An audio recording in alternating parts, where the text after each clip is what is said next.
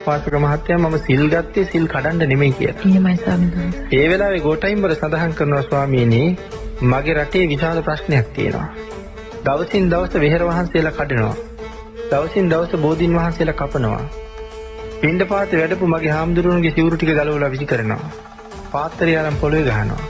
ඒ හින්දා මේ රට රකින්න ඔබ වහන්සේලා වගේ ශක්තිවන්තයෝ තනියම නිවන් හොයාගෙන ගියොත් කවුද අනික් අහිංසකයන්ට පිට වෙන්නේ කියලා.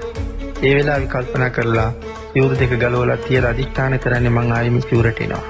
ඒත් එක ගිහිලා රජුගේ ගාව එකතු වෙනවා තේරපුත්තහබේ නමින් යෝධයා. සදාහන් කරනවා යුද්ධයට ගියේ යගදාවක් අරගෙන කියලා. තේරපුත්තහබේ යුද්ධයට එන්නේ යගදාවක් අරගෙන. සතුරු පිරිස මැද්දට ගිහිල්ලා මේ යගදාව කරකවනවා. එහෙමයි. කරකවනකොට අපි ළඟට ඇවිල්ලා කවුරු හරි ලීයක් කරකෙව්වොත් ඔළුවේ වදී කියලා අපි නැමෙනවා.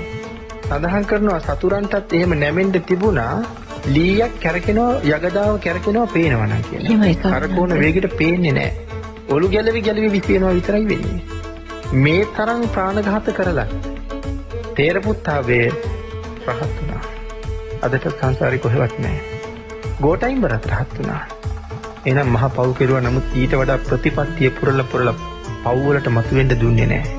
මතුවෙන්න කලින් සෝවාන් කියන ආර්ය මාර්ග තත්වයට දුව ගන්න පුළුවන් වුණොත් ඒ ආරක්ෂිත ස්ථානයට පැන ගන්න පුළුවන් වුණොත් ආය කවදාවත් නිරේ ගිහිලා විපාක දෙන්නේ නැහැ. එහෙමනම් කුසලයෙන් අකුසලයේ යටපත් කරලා වහලා දාන්න පුළුවන්.